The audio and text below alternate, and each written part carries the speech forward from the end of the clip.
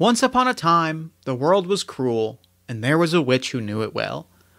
And so, she sold her heart away and built a house in the woods where the world could never find her. At first, she would let no one into her fortress. But in the long march of days, a strange thing happened. In her own cold and spiteful way, the witch made a friend, and then another, and then several more, until her house was teeming with colorful faces and complicated lives. The house would come to be known as YAZEBA'S Bed and Breakfast, and it would last for a very long time. Staring at vines on top of the ceiling with a torch in your hand, igniting the feeling of a green and brown forest howling deep, dirt and soil resting all over your feet. Oh, honey, you're running away. Whoa. Welcome to YAZEBA'S Bed and Breakfast, an actual play miniseries by Possum Games and Jeff Stormer. YAZEBA'S Bed and Breakfast is a slice-of-life tabletop RPG about a heartless witch, a peaceful house, and all the folks who have made their home inside. The game launches on Indiegogo on March 22nd, 2022. You can find more information at tinyurl.com/YAZEBA'B&B. Today's episode. Chapter 36. Sal has written a play. Starring Jeff Stormer as Hey Kid, They Them. Catano-Saez as Sal, he, him. Brennan Mulligan as Perish, he, him. Kate Nix as YAZEBA, she, her. In which the Bed and Breakfast puts on a theatrical production in the living room. It is damp in the Bed and Breakfast, the sort of damp that soaks through the wood of the old walls and drenches everything it can find. Sal was scribbling away inside his spiral notebook as the ink bled through the pages, which is a difficult way to write. He chewed the end of his pen. Useless! He muttered to himself, ripping out a chunk from the waterlogged notebook and throwing it in the direction of the waste bin. Two-bit no good hack loser can't write! Hey Sal, what's that you're working on? Gertrude poked her head out of the dining room, fork sticking out of her mouth. Oh! He started, shoving the notebook out of sight beneath the desk. It's actually, I've been working on a play. Really? What's your play about? It was at that moment that it felt, to Sal, like the whole Bed and Breakfast had overheard. A play? Parrish called from the other room. Sal, you didn't tell me you were writing a play. Play! Hey Kid screeched. Can I be in it? Sal stammered. I guess it's almost done, although it's a rough draft. Modesty doesn't suit you, old friend. Parrish wiped his hands off on his apron before picking up one of the many crumbled pieces of paper on the ground. I think it's marvelous. Sal blushed. He'd never written a play before. It takes time to prep a whole show, but I guess we can start planning. Gertrude grinned under her mask. No one has anything to do while this weather is so miserable. We can turn the couch room into a stage and everything. Let's do this. So we open in the living room. We have gathered.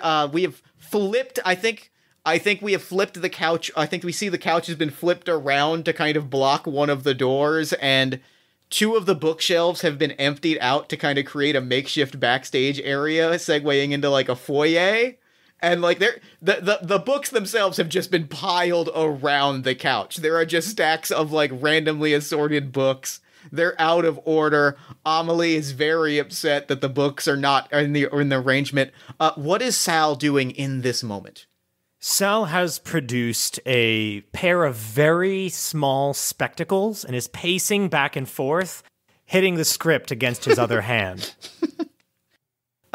Hey Kid is following behind Sal, has grabbed just an old newspaper and is doing the same thing in like a very elaborate child imitating an adult sort of way. Where are YAZEBA and Parrish in this moment as the room is being torn apart to turn into a makeshift stage area? Parrish is outside of the room, fretfully strutting up and down a hall, trying with all his might to perfect the delivery of his one and only line in the play. One and only line. What about you, Zeba? I'm in my study, wondering what all the clanging and cluttering is about, and about to go down the stairs to see what's going on.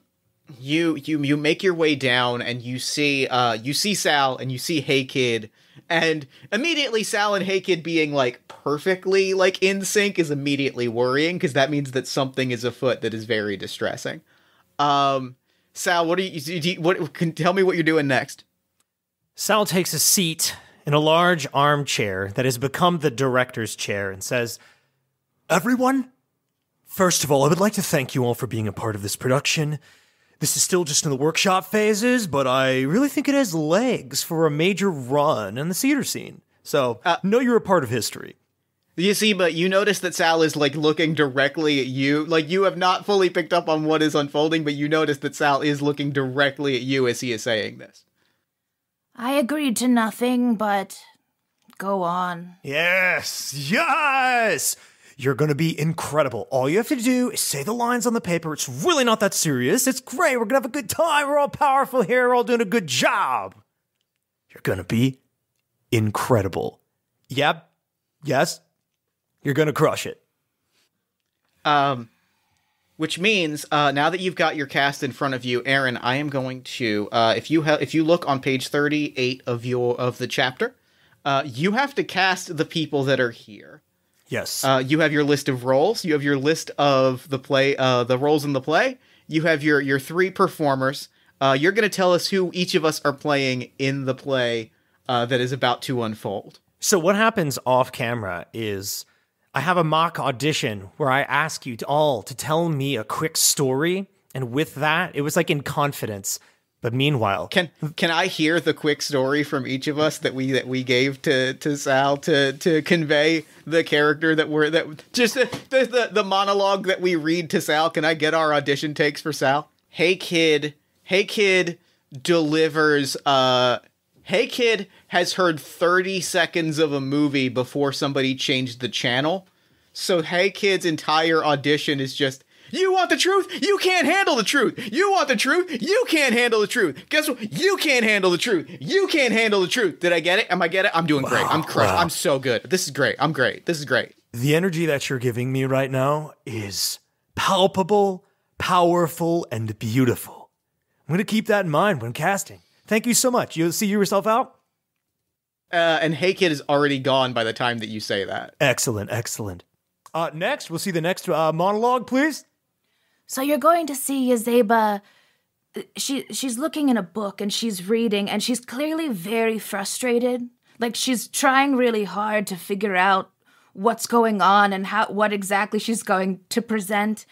And she just shuts the book really hard, frustrated, but tries to make it look like it was on purpose.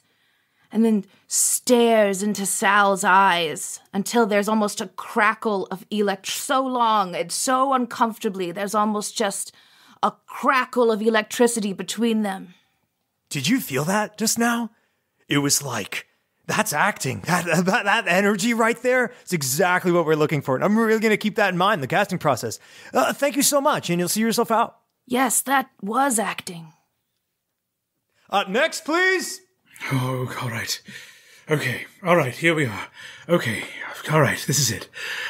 Sal, first of all, I want to commend you and thank you for bringing your artistry here to the bed and breakfast. As well you know, prior to being a chef, I was a frog, by which I mean I still am a frog. I am a frog and a chef, but before I was either of those things, I was a human knight, as well you are aware. And so, though typecasting might see me as a character of a more sylvan nature, I actually prepared a monologue that I think could oh God, I'm sweating. I didn't even know that my new body could do that. So I prepared something that's a little bit more of a main character, but that's up to you. You're still the director. It's your play. But you have it. Okay, do it right. This is what's he that? Sorry, this is from Henry V. Thank you. What's he that wishes so? I had another one. If you want to hear another one from Hey Kid, I got another. Hey Kid, Thank you so much. Hey, kid, could you step out real quick? We're kind of in the middle of an audition. Tyler Durden. Yeah. Think about Tyler Durden. That's a great one. I remember Fight Club's great film, and I'm going to put that in my hat. We're going to keep it, but we're kind of in the middle of something, pal. All right. Step outside for a second. Hey, go right ahead and relax. Don't forget, we were all somebody else at some point, right? I wasn't always a night porter. I wasn't always, one of the most famous directors in the world. We all have a life before this. You can let that go and be whoever you want to be in this room. Just let it go. So in Hey Kids Interruption, Parrish has been startled and has dropped and was reading from papers, has dropped and reassembled them and has gotten them mixed up a little bit. He goes, sorry, yes, okay, that's a wonderful note, and I'm taking the note, and thank you. Okay, St. Crispin's Day, William Shakespeare, Henry V. Somebody once told me the world is gonna roll me. I ain't the sharpest tool in the shed. She was looking kind of dumb, with a finger and a thumb, in the shape of an L on her forehead. Well, the years start coming, and they don't stop coming. My God. Fed to the rules, and I hit the ground, running. Didn't make sense not to live for fun. Your brain gets smart, but your head gets dumb. So much to do, so much to see. So what's wrong with taking the back streets? You'll never know. Oh, and Will, with his applause. We're done. Hello. Did I do it? YAZEBA'S in the back just doing the jazz snaps like they're at a beatnik. Hey Kid has been Hey Kid is like crawling behind you, gathering up papers, looking for the notes that they had gathered. They were just where did my and then they like crawl backwards. They crawl backwards away from the stage. Sal stands up from the chair and says, "That was the deepest interpretation of William Shakespeare I have ever heard in my life. And I want to thank you." I'm immediately crying. Thank you. You came in here to get a gig, to get some work. But I can say, without a shadow of a doubt, you have changed theater forever today. And I thank you. Oh, I didn't even know this was paid. Incredible. Well, all right, everyone. Thank you. I'm going to call everybody in. We're going to talk about who's playing what. Everybody, come on in. Come. Don't be shy. okay. Sal starts pacing back and forth. This isn't easy. This was not the easiest choice. You all made it so challenging. You're all so talented, so incredible. But, some parts have to be cast. Everybody can't play everyone, And so, it's time to deliver the good news. YAZEBA, are you excited? Yes. No. Sorry, you put me on the spot. I didn't. Theater lesson number 1, you gotta think on your feet. How excited are you? Scale of 1 to 10. Maybe like a 3.5. Not even bad! I'll take that. You will be playing. Are you ready? It's an incredibly important role. The Queen of the Moon. Everyone, can we get a hand for YAZEBA?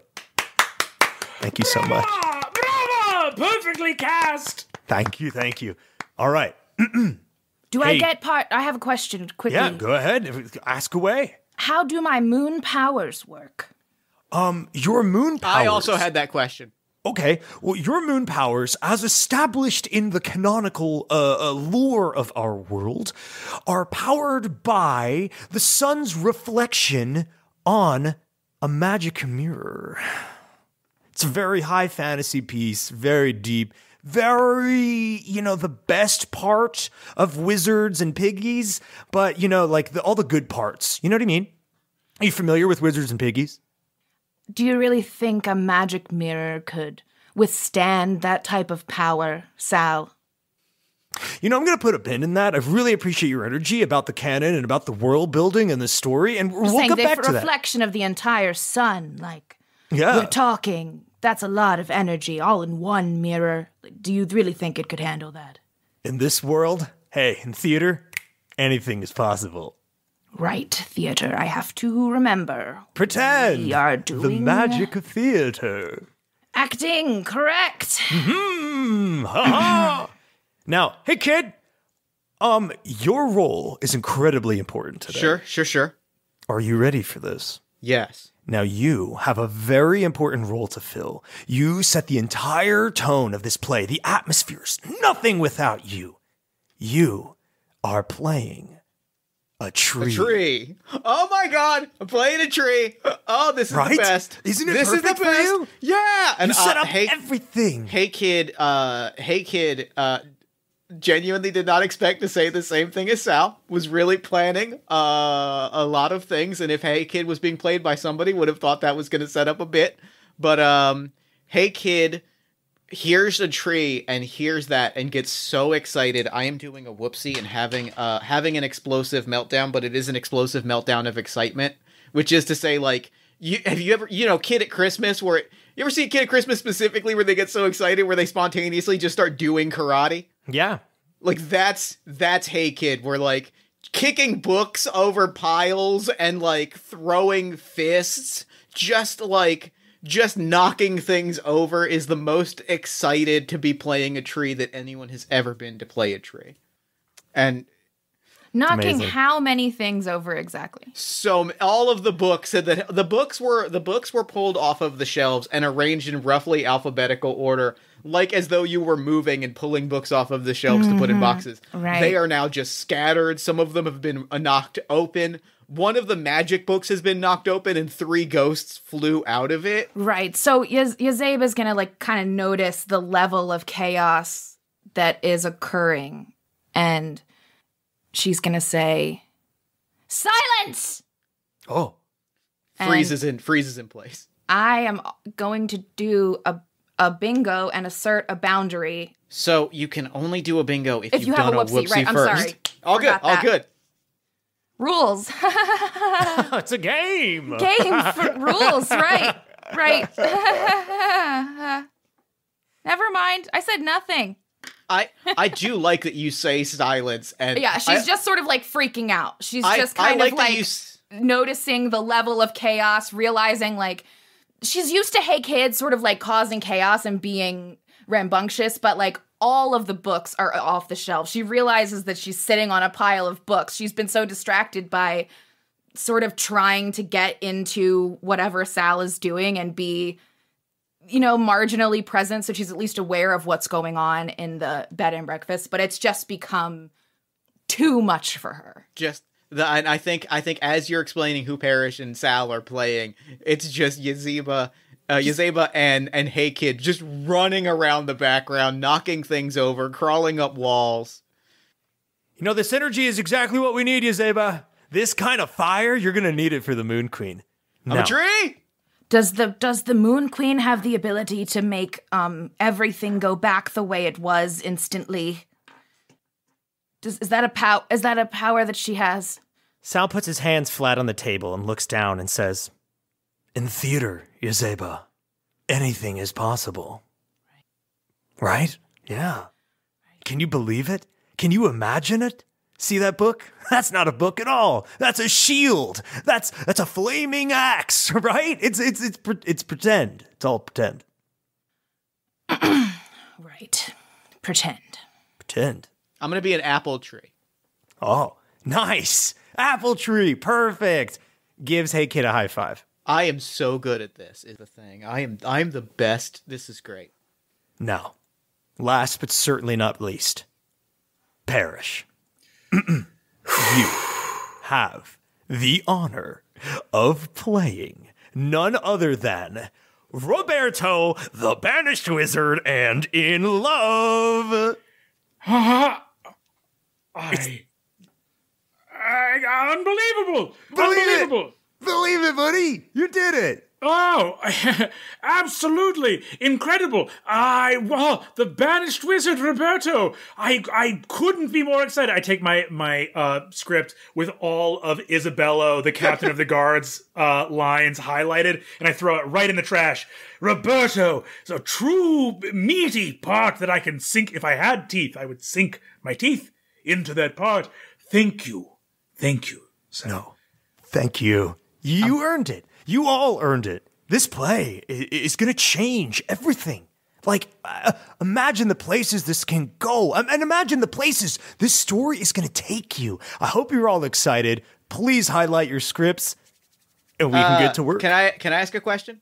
Of course. Can I ask a question? Are you playing a part, Sal? I, unfortunately, will be playing the role of director, stage manager, and anything that involves, like pyrotechnics and things like that. Okay, I only asked because I'm doing a whoopsie. I only asked because this part of, I'm noticing, Newt, the beleaguered, struggling, and stunningly handsome playwright, underappreciated in his time. There's, I'm looking at my script, and there are several points where the name Sal is crossed out and written Newt.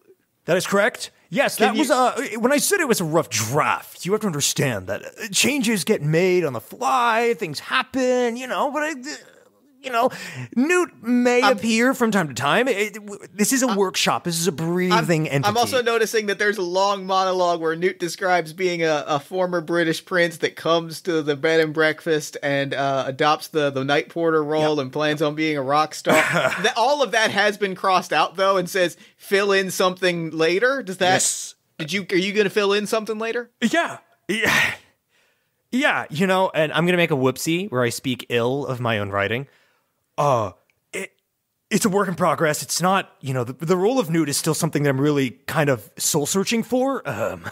So it's sort of an underdeveloped, underwritten, kind of weak part at the moment. Will it make the cut? Will it won't make the cut? Who knows?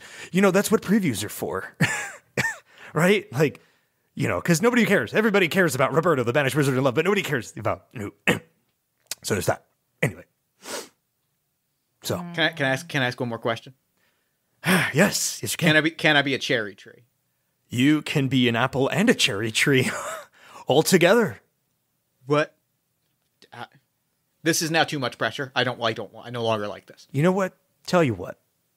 And Sal puts his foot up on like an ottoman in that like, hey everyone, I know there's a lot going on here, and I know I thrust a lot on you today, and I really want to apologize if I've given you guys too much to work on, too much to dive into, because I believe in each one of your strengths, and I want to bring out the best in you. I really want to see what you can do and help me bring my dream to life. So whatever you need, you tell me, and as your director, writer, and possibly Newt, I will give it to you.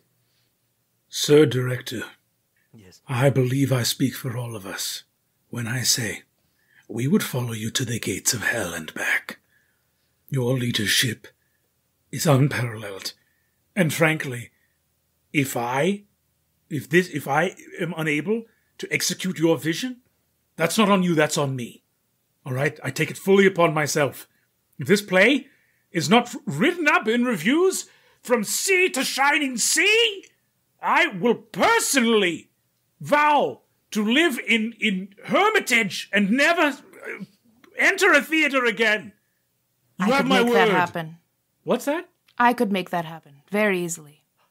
Wait. You never being here again, it wouldn't be hard for me at all. Oh. I was sort of saying it in a voluntary kind of poetic way, but you seem to be just stating fact. Yeah, Does that only apply to pair? Is that for everyone? No, that applies to everybody. Oh no. That kind of takes some heat off of me. I enjoy that. Hey, Parrish, can we sidebar? Because by all means, yes. Congratulations on your casting as the tree. My goodness. First off, I know. I'm so excited. Congratulations on being a wizard or whatever. That's a lot of. This is now a lot of stakes, and I didn't realize that there was going to be banishment. So, I need you to get on it. I need you to take this seriously. Okay, I've been climbing trees for months. I've been researching this role. I need you to take this seriously. Hey, kid. I know that you have spent your youth as something of a Merry Andrew, but trust me when I say I have never not taken anything extremely seriously. All right, because listen, Yazeba scares me a lot. You've seen the whole thing, and I need this to go well. If this play is not a success, we will all die here. That I can promise. That sounds fair. That seems fair. Okay, that I can promise you. All right, then let's center. Do some breathing. Ooh, okay, we're good. Everybody, we're good. I talked to Parrish. We're good. That makes me very happy to hear. You're all very good, and I really want to thank you for doing this. This means a lot to me. It's kind of a deep introspection of who I am and who I've come to be, and I'm really happy that y'all are a part of this. You know, it's gonna be a lot of fun. So, would say we do our first read through. And on that, on that note, we cut to opening night. The curtains have been pulled off of the windows and are in front of the makeshift couch and bookshelf stage. Also including the shower curtain. All of the curtains have been pulled off of various places. And we're all standing back. I think Hey Kid peeks around a corner, comes back. Sal, I don't want to alarm you. Okay, so don't alarm me. I'm just sorry. I'm just joking. Everyone, Parrish, Yazeba, I just want everybody to know, the press is here. Oh my god. I just want everybody to know that there is a representative from the Gertrude's Good Times Gazette is in the audience. She has a notepad. I believe that this will be a reviewed performance.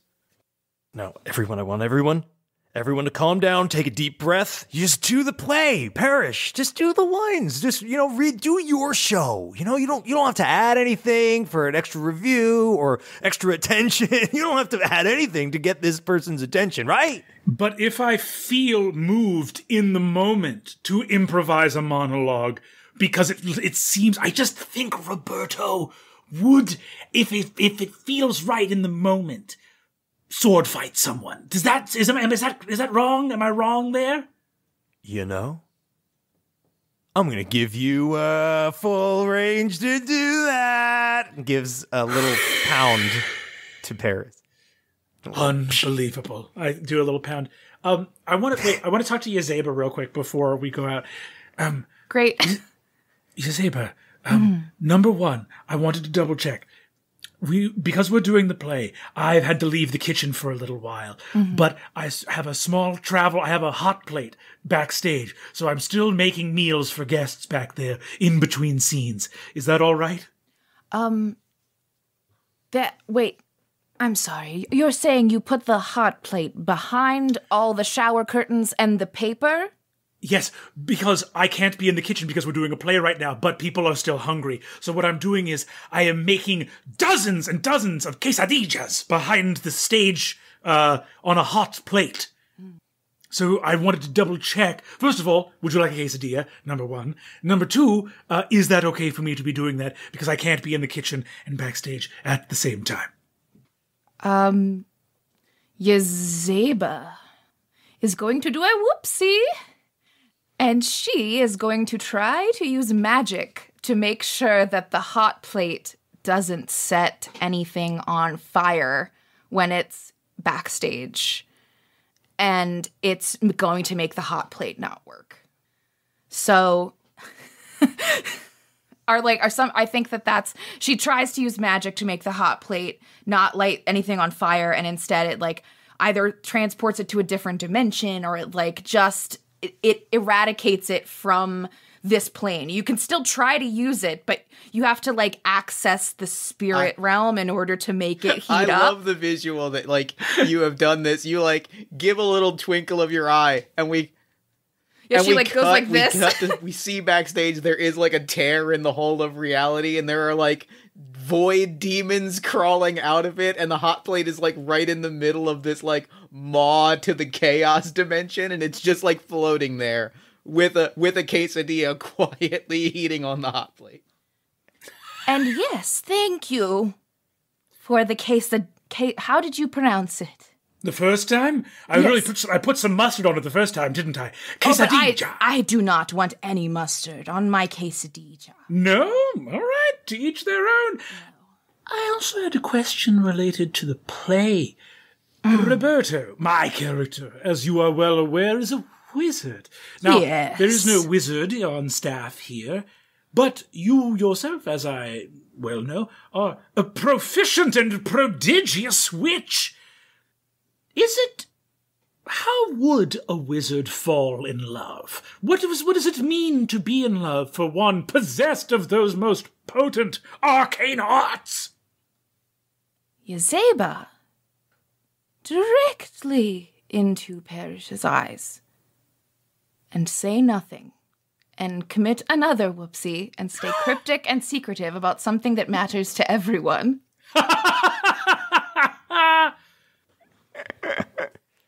Have I committed some faux pas or egregious...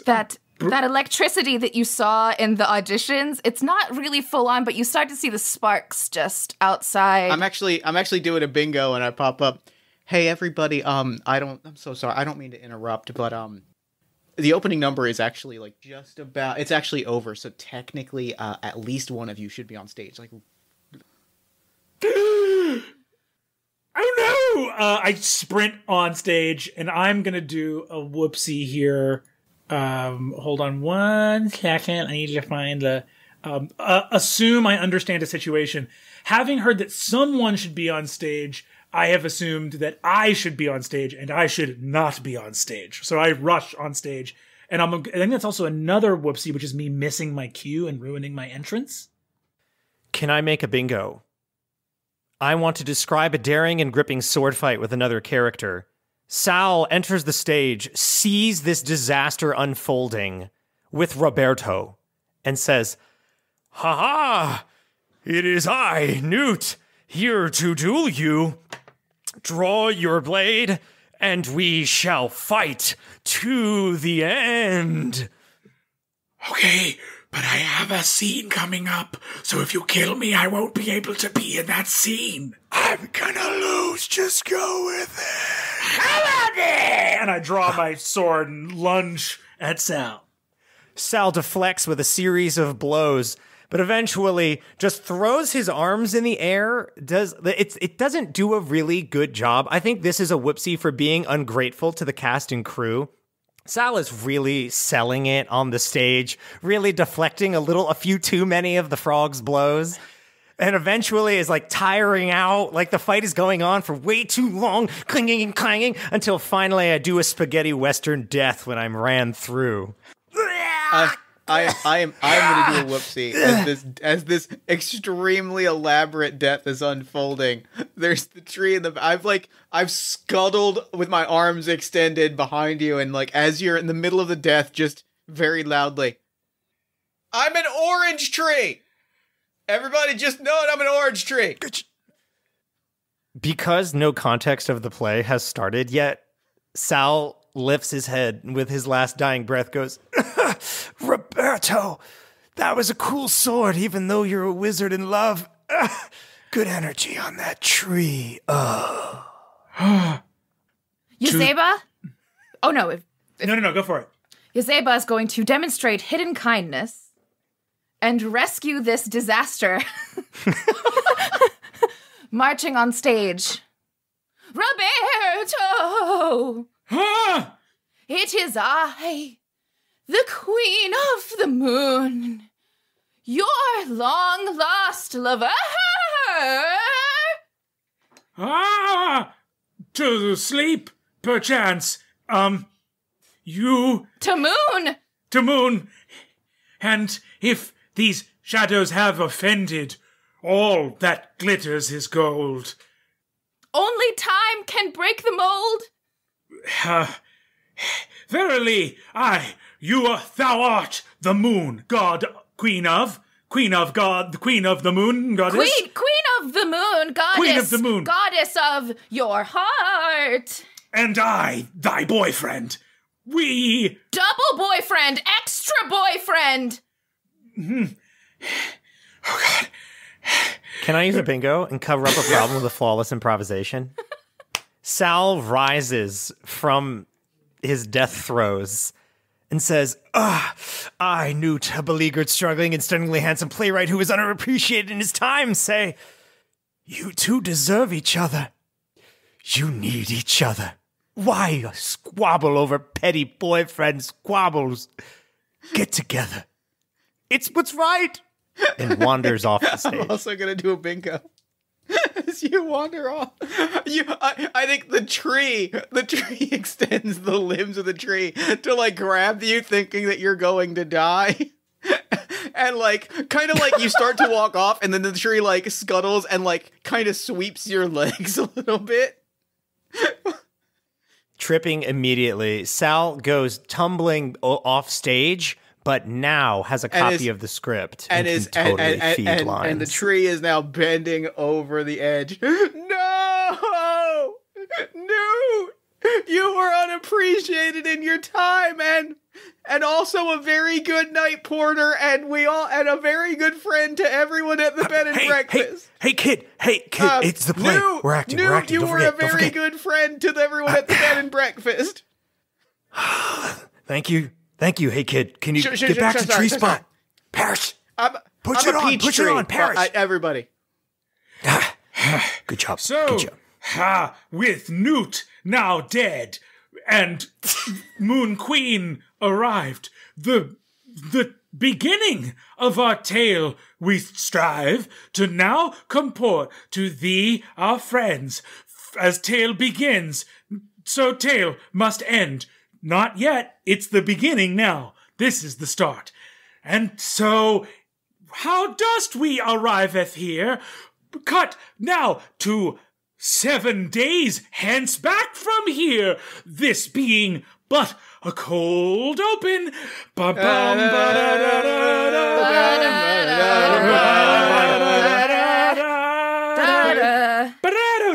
And I'm going to slowly back off stage. Gertrude, notepad in her lap, has both hands in front of her. Mask is down, and both hands are in front of it, like with the one finger up, like doing the very kind of like waiting thing. Pose like, I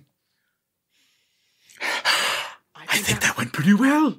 You crushed it. You're doing amazing. Wait, so am I just standing alone on stage right now? That is correct. The tree has like scuttled off.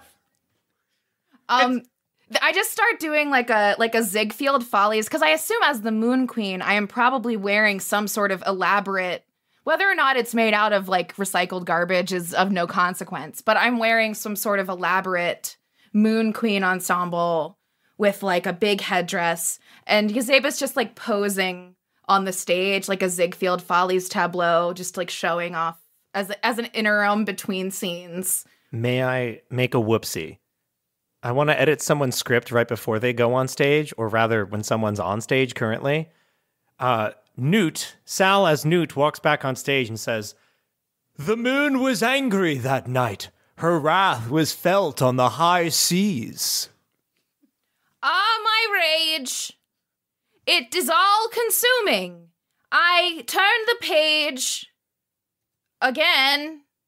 Here I am on the road again. There I am, up on the stage. Here I am. I'm on the stage now. I would like to do one of Parrish's whoopsies. Oh, sorry. I'm actually going to do a bingo, which is deliver an absurd pun. And I'm going to just do like a Roman cross as I like walk across the stage and go, if like, feeling our wrath on the high seas. I didn't know this guy could hit a high C. And I'm going to walk off. Bad, terrible.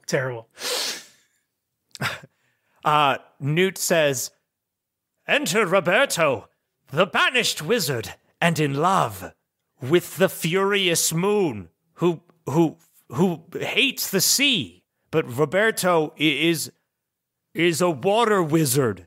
You're a water wizard." Gertrude is like taking notes. Water underlined. What's he that wishes?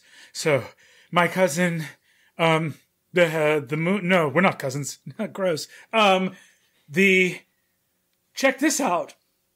I am in love with the moon. Banished am I, not from land or country, but from that far country which is my bride to be. For though she is both maiden, she is also moon, and therefore a satellite, roughly the size of Texas, floating in orbit around the planet Earth. Ha! But thou verily hast seen that she and I banished the twixt from once to another. How then may lovers twain become at this moment, a puzzle for the brain? At this moment, Hey Kid is going to do a whoopsie. Hey Kid has been very studiously, like, both arms out. At this point, in the full tree getup with the limbs, like, walks out, like, slouching and walks right up to Newt, who is on stage. When is the tree supposed to be out here? I was told that I was going to be I was told I was going to be, like, a key backdrop, and I have not been on stage in, like, at all. I'm getting frustrated and giving up. Okay. I understand. I feel like you really sold me on the importance of the tree. Okay. Yes. Can I use a bingo? I would like to use a bingo. I'm going to deliver a surprisingly heart-wrenching soliloquy. Newt steps forward, puts his hand on the shoulder of the tree and says, "However, once there was a jealous tree who also loved the moon.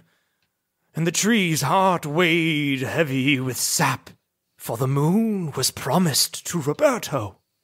But the tree loved her so, for she would speak to him when night fell. But yet the tree wept tears so deep of amber that the roots crystallized, locking the tree in place. And so miserable was the tree that it turned Roberto's heart to stone." I'm gonna follow that up with a whoopsie and get stage fright. Because you've edited the script. Now? You get stage fright now? Too much attention. You've edited the Too much script and attention. made the tree important, and I'm not okay with it. So I'm a bush? No. I'm trying. It's trying to help. The tree gave a speech to soften Roberto's heart. I don't to have give a him speech. the courage. I don't have a speech. I only have the. You gotta have a speech. You gotta say Yazeba something. is going to approach this argument that is occurring on stage, and she's going to, yet again, bingo, demonstrate hidden kindness, and, like, kind of, like, maternally sort of, like, pet Hey Kid's back just to sort of, like, calm them down. In, like, a rhythm that you, like, this is something that we've done before. Like, you know that I'm, this is the way that he's, in the few moments that we have actually had contact before this. And as soon as I feel the sort hand of, on the back, like, I'm breathing, and I'm like, okay, no, you're right. And I start to say, "I, the Moon Queen, am beloved by all beings of night and day. But the sea and the wizards of the sea are called to me, for I control their tides. How will I ever know that Roberto is truly in love with me? If I control part of his magic, do I control his heart?" Tree. Just leaves it off a tree. It's like she's gonna start something and then doesn't say anything. In that beautiful poignant silence as Yazeba delivers this, like, heartbreaking plot development in the play, in the silence, there's a whoopsie, which is there's an offstage argument louder than the play, where you just hear Parrish slapping one of the dimensional rift demons with a ladle, being like, "Give me back that hot plate! That's my only one! It makes half the food in the bed and breakfast! God! Oh, you stupid demon! Give it back!" Newt/Sal walks to center stage and says, "And with that, we will take a brief 15-minute intermission. Thank you so much." Hey Kid walks to the back. I think it's going really. Sal, I think it's going really well. Yeah. It's going. You know, I would never tell you that it's going not well. So it's going great, you know? It's going great. It's going great. Parrish, how do you feel? Let's do a quick check-in, team. I have to say, Number one, the tears the tree shed over the death of Newt. And Yazeba, you are ethereal, effervescent.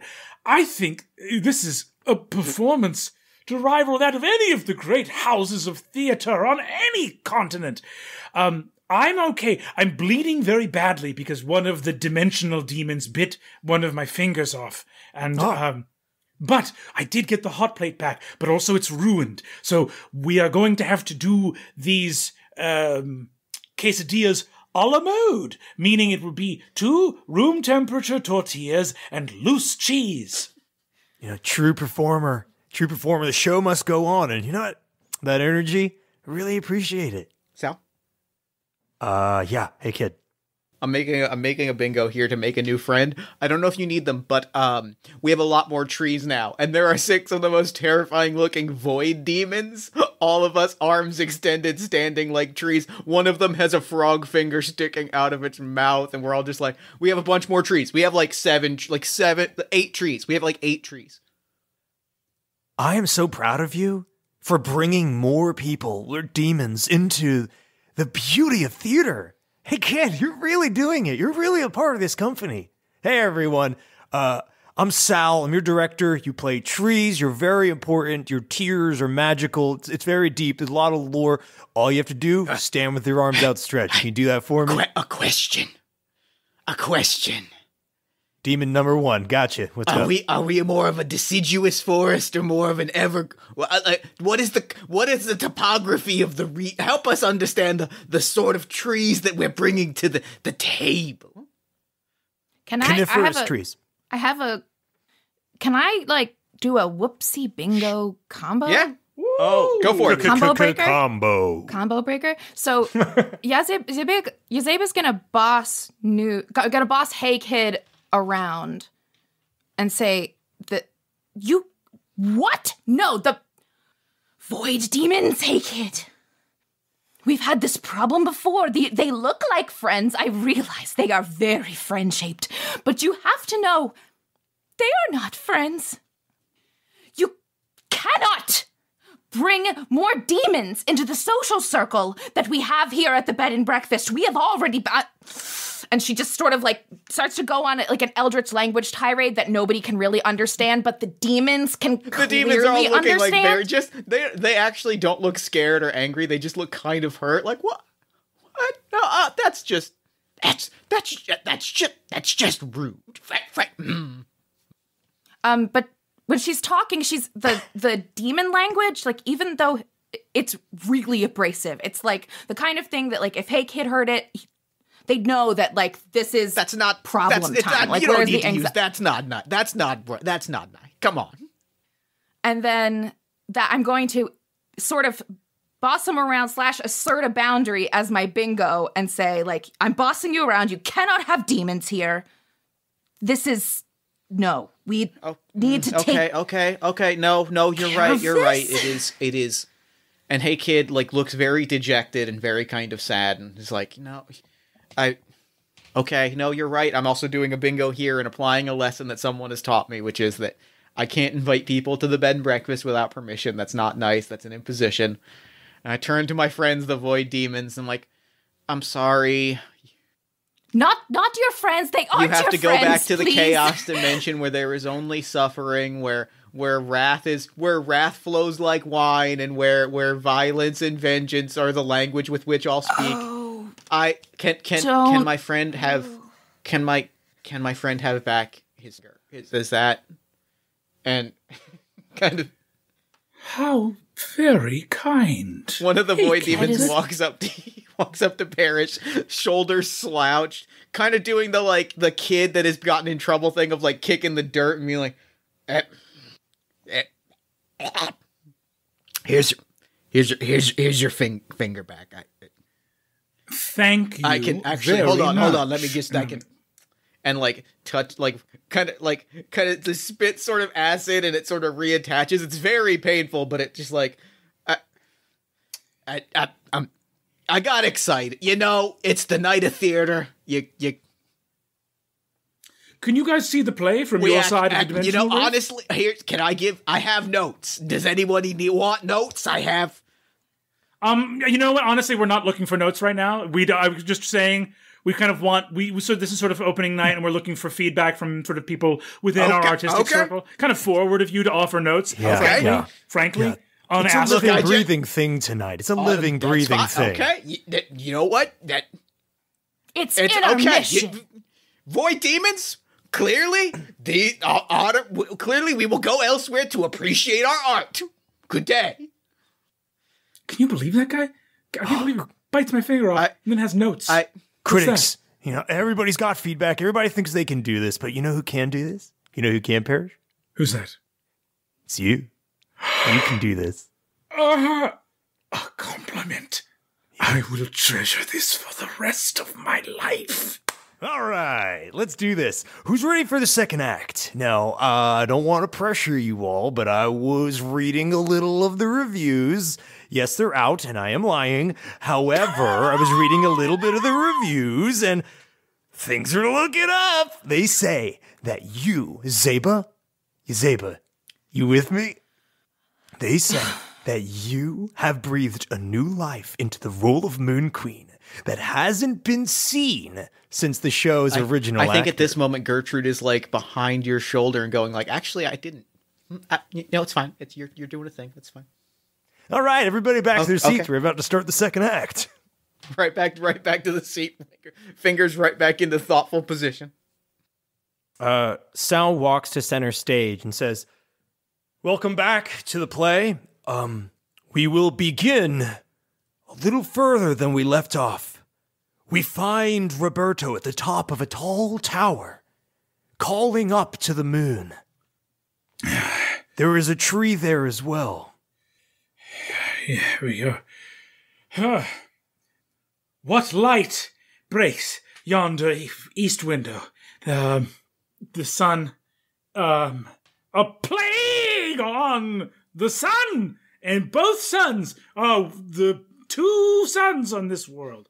No, we're on Earth. Are we doing? I'm thing- going to interrupt you to show you something that I'm really cool. Are we doing the two suns play? Because I have a bunch of worms that we could just I figured the worms were part of the suns play. I got a bunch of not now. Okay, Not now, hey kid. And I'm gonna take another whoopsie for bossing someone. Okay. It's fine. It's fine. Not the time. No. All right. I'm going to take an oopsie. I'm going to speak ill of my own writing. Sal's going to stick his head out of the curtain and be like, "I apologize for any confusion that there may be about the subject matter. Don't forget, this Sal! I'm sorry, everybody. I'm sorry, everyone. It's confusing. Yazeba, the stage is yours. Moon Queen, Everybody, Moon the Queen. magic of theater. Yes, tree. Oh no, I was correcting Newt. I was correcting Newt because Sal's not in the play. Yazeba's actually in the play. It's very confused. Behold, I am Roberto, a wizard, trapped. My heart turned to stone, and this tree, too, it's still a tree, but the moon, the queen of moon, controls the tides of I, a wizard of the sea. But as the moon controls the tides, so does the sun control the trees, which is why a tree is also in love with the moon. Oh God, I'm gonna pass out.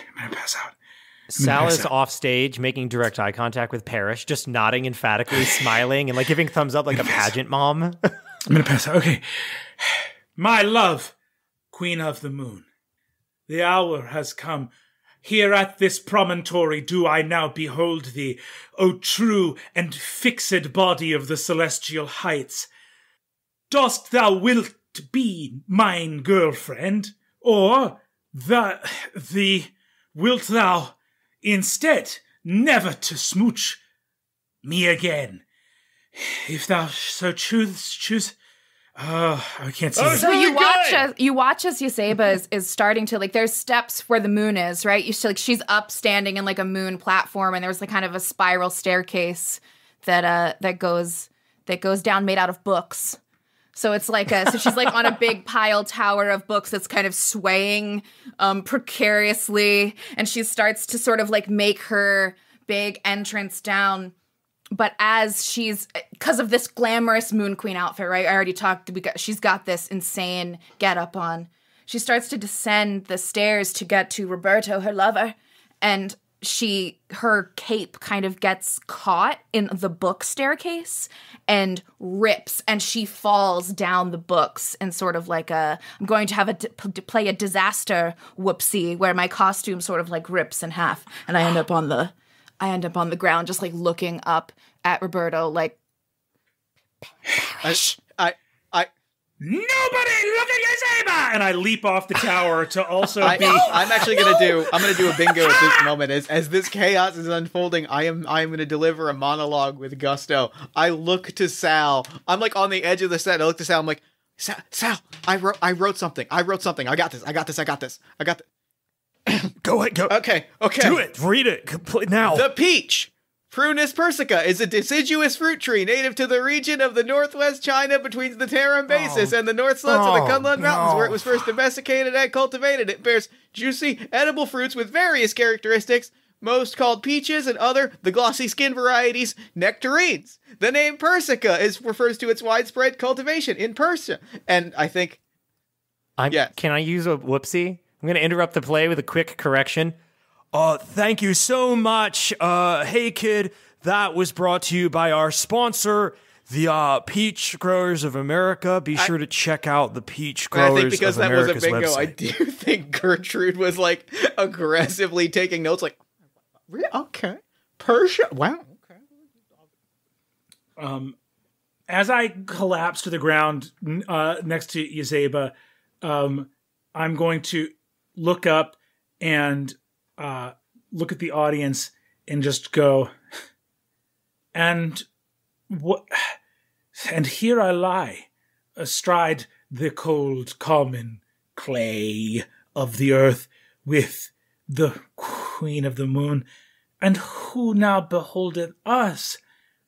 What is a play? Have you ever thought about that? Really, it is a working. And perhaps the real play all along was you. So I'm going to do a bingo, and I'm going to see something no one else could. The finger that got bitten off, that got like kind of stuck together by demon spit. I'm realizing that I can kind of see that there's something kind of coalescing, something that is progressing much faster than it would if it were a typical sort of infection or problem. There's sort of this, veiny, sort of that pain you felt is sort of starting to, maybe you were distracted by your energy from the production, but I sort of see this, there's something happening with the wound. Parrish, your finger. My finger? Your finger, look at your finger. Yes! Haha, hast thou seen thine finger, Moon Queen? I don't remember the finger line. Your finger right now, look at it. Your finger right now, look at it. The moon queen. No, Parrish. Okay. We are lovers. And now I know, for the moon sickness has started to take hold of thine hand. Only sea wizards are affected by this, which is why it's very strange that we were betrothed together, because everyone knows this. And I'm gonna, I think, is it there a whoopsie where I like improvise the wrong lines or forget my lines? I'm sort of, you are not going to be hurt any more than you are now for any reason. But it would be bad if it was real, which it isn't, because this is, as you say, a play. What is a play? A play within a play. Yazeba, these special effects are incredible. How'd you get my hand to look so messed up? Oh. And because her heart is, like, unable to care, she's just sort of, like, crippled by this, like, lack of... It's not really, like she's feeling on the, like, starting to get kind of overwhelmed, because she's starting to feel like what would be care if she had the ability to, because she's watching someone that she knows in front of an audience. Like if it was like the audience has just magnified this void. At this moment, I'm going to do a bingo. I'm watching this unfold, and I see the hand, and I'm watching Yazeba point this out, and I'm like, I can help with this. I can help with this. And my my bingo is excitedly run somewhere and get really fast. So what we see is the tree is Hey Kid the Tree run straight through the portal, and we get a montage of running through the multiverse, just from dimension to dimension, still in the tree costume. Finally getting to the temple of the void demons. Is like, hey, does one of you have like a cure? Okay, thank you. And then like runs all the way back. Like, hey, I got it. I got the cure. They actually just make this. Apparently, it's like a pretty common thing. Also, I saw the future, and no spoilers. Thumbs up. Did you want this? I got this. Did you want it? Who am I giving this to? Is Yazeba? No, I'm giving it to Newt. Oh, sorry. Is that a cure for what scene are we in? You're in the part where the finger gets healed over moon sickness. Got you. There's moon. You have moon sickness. And this, the sickness of the moon. Perhaps a sickness of the heart, for though my finger may be healed, my heart may hath not be, for my love, the moon. Oh no, it's getting worse. Shall choose another. I'm like, one of my eyes is looking straight at the middle of my face. Like one of my eyes is like gone lazy, and I'm like swaying on my feet. So tomorrow and tomorrow, I'm gonna go ahead and just pop this on. Go ahead and just sort of this petty pace, and light it all the way to your quesadilla. If you want one, Parrish, just put give me your your name. fucking hand. My name is Roberto, and I give you my hand. And I pour I would know how it's supposed to work because I know magic, but however the healing thing is supposed to work, I do the magic to make it happen. Ha! She poureth the potion on my hand, and thus poureth the ring. The ring on my hand is the potion of mine heart. We're married? Yes. I'm going to do a... Oh, sorry, go ahead. I wasn't going to say anything useful. I'm going to do a bingo, and I'm going to deliver a surprisingly heart-wrenching soliloquy. Newt walks on stage and says, "Ah, love, isn't it a beautiful thing? I, Newt, a playwright, am inspired to write a play about what I have just seen. I shall call it The Play of Plays. And Roberto did live, and he did marry the Moon Queen. And the tree, well, you'll just have to wait and find out." now let's And he make winks like a at the tree audience. and leave and delivering a line that makes someone laugh. The crowd is dead silent. The crowd is silent, admittedly, because the only person in the crowd is Gertrude. So the crowd is sitting quiet. And so... Parrish. I blacked out. Is the play over? Yes, the play is over, and Yazeba's going to commit a terrible whoopsie and try to use magic to solve the audience not clapping. But they're just possessed. I think It's just a group, right? Because of the demon rift that happened earlier, she just kind of mismatches the time and mismatches the magic, and she just dealt with this. You saw the demon sickness, and she just sort of waves her hand, but she does it almost like lazily, and it's like all those demons from earlier just whoop inside them, inside everyone. I think what happens, because Gertrude is the only person sitting on one chair. Like, what happens is you swipe your hand, and suddenly all the void demons from earlier are sitting, and there's like a packed house. Gertrude looks around, kind of terrified for a moment, and then the one demon that had notes earlier is like, "You know what? They pulled it. You know what? They pulled it together. This is a lesson for me as a demon to not give notes during intermission because clearly there were things developing. There were storylines moving into play. This is on me. I learned something today, and I would like to apologize. Thank you. Thank you for that. Sal immediately has a single tear roll down his cheek and says, I want to thank you all for coming tonight, and it really means the world to me. Y'all know how much this play means, and I want to give another round of applause for these beautiful performers up here. Thanks. I'm going to walk off the wings after that with a big bouquet of roses for Sal. And for our fearless director! Yay! Oh my goodness! Oh my goodness! You all... this play couldn't have gotten off the ground without any of you, and I just want to tell you that you're all my family. You're all my family. This one's for you. And I raise the flowers to the sky. This one's for all of you. I think as that is happening, like... We get kind of a Doogie Howser closing credits montage, and it's Gertrude typing at like a borrowed computer from somewhere in the bed and breakfast. And it's like a review of the play of plays by Sal and Hey Kid and Yazeba and Parrish. If I'm being honest, I really couldn't follow what was happening at all. But it seemed like everyone was having fun, and you know what? That seemed like enough. Also, the Void Demons seemed like they had a lot of really interesting things to say that I couldn't quite keep up with, but they seemed to like it, so really I feel like that's pretty much a win-win on behalf of everyone. I give this, everyone had fun, so I'm giving this an A-.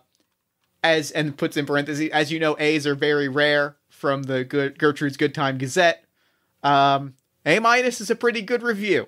Hit center. Prints out a little tiny. It's only in, I'm gonna say like blue ink because there's no black ink left in the printer, so it's just all monocolored blue ink. Prints it out, one copy of this newsletter, and is like, all right, all the readers are gonna love this, and walks over and like hands a copy to Sal, who is the only subscriber to Gertrude's Good Time Gazette.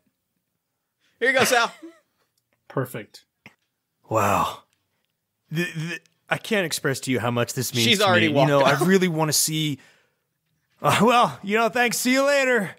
All that matters is that your energy was in the room and you were there because, Yazeba, it's like you ever wonder about sculptures in the snow?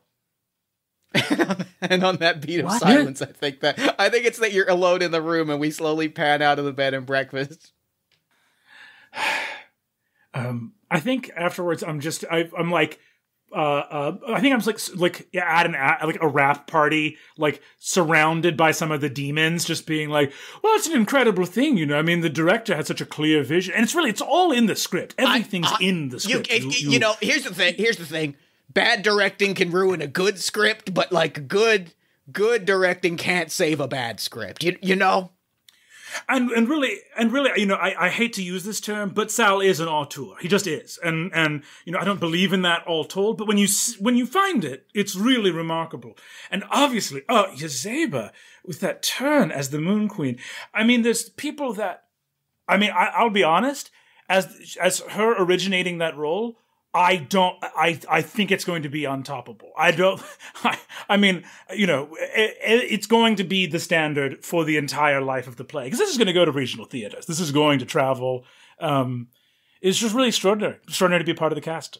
So because Yazeba's in her study, she's not at the rap party with the demons. But because Parrish's voice is carries so much through the halls, she's going to do a bingo and demonstrate hidden kindness and walk downstairs and say, "Well, really, I think we all owe a debt to Parrish for his brilliant portrayal. See, I can barely speak.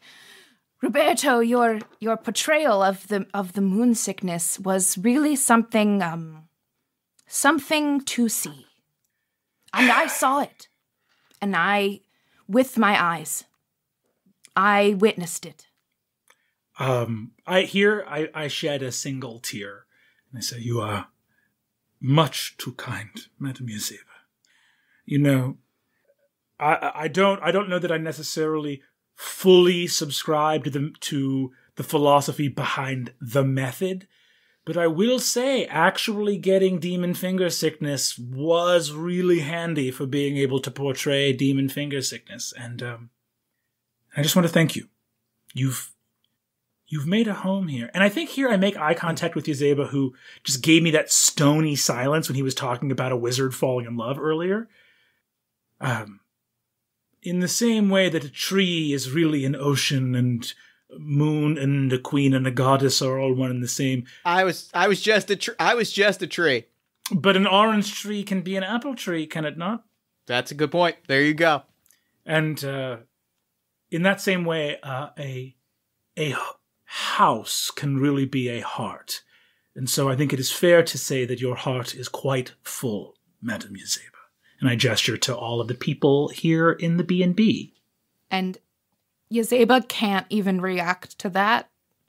She just sort of turns away. Almost, you wouldn't, it's not embarrassed because she's a little bit too composed for like to show, but if it's like it's too much to bear, and she just quickly walks back upstairs to her. And as you walk away, the last thing that we see, the closing shot, is you start to turn away as Hey Kid screams, "Now it's time for cake!" and like runs up, falls, face plants into the cake. Cake goes everywhere. And then the party erupts, and we kind of pan backwards through this crowd having this lovely moment. And that is Yazeba's Bed and Breakfast. Hooray! Hooray, hooray! Yay! That was lovely. Y'all, thank you so much for joining us. Briefly, if we could... No, we're going to run around the table, and everybody's going to say a brief note about some plugs. If there's anything that they want to promote on sort of the closing credits of the episode, I will lead us off. My name is Jeff Stormer. I'm a podcaster, game designer, and the unofficial official LARP designer of the Olive Garden restaurant. You can find the podcasts I produce, the games I design, and all the other stuff that I do at jeffstormer.com, or you can follow me on Twitter at PartyOfOnePod. Aaron. Hi, I'm Aaron Catano-Saez. You can find me on Twitter at Aaron Catano-Saez. I'm a voice actor and podcaster, and you can find everything that I do at aaroncatano-saez.com. Hi, I'm Kate Nix. You can find me on Twitter and Instagram at The Goblin Mother, and on YouTube and Twitch under my name, Kate Nix, as well as follow me on Spotify. I am a musician, and that is the primary thing I do. So if you like outlaw folk, witchy, country music, kind of, then please check me out on Spotify. Hey, I'm Brennan Lee Mulligan. You can find me on Twitter at BrennanLM and on Instagram at Brennan Lee Mulligan. And I do an actual play show called Dimension 20. You can check that out at youtube.com/Dimension20 show or at College Humor's streaming service, dropout.tv. And with that, future Jeff will record a lovely outro for the episode so we can all stop. And that concludes our story for this episode. I have been Jeff Stormer, your host and concierge into the world of Yazeba's Bed and Breakfast. Thank you again to our guests Aaron Catano-Saez, Brennan Lee Mulligan, and Kate Nix for joining us. Please check the show notes to links for all of their work and to where you can find them on social media. If you have enjoyed what you've heard, please check out Yazeba's Bed and Breakfast on Indiegogo. The game launches March 22nd, and more information can be found at tinyurl.com/YazebaBNB. Yazeba's Bed and Breakfast is a joint production of Possum Creek Games and Jeff Stormer, filmed at the luxurious but entirely imaginary Possum Creek Studios. The show is edited by Jen Frank and transcribed by Jeremy Gage. You can find a link to the transcript in the show notes. You can check out the other episodes of this series on Spotify, Apple Music, YouTube, or wherever your favorite podcast lives. Until next time, on behalf of all of us, we hope you've enjoyed your stay at Yazeba's Bed and Breakfast, and we hope you'll visit again soon.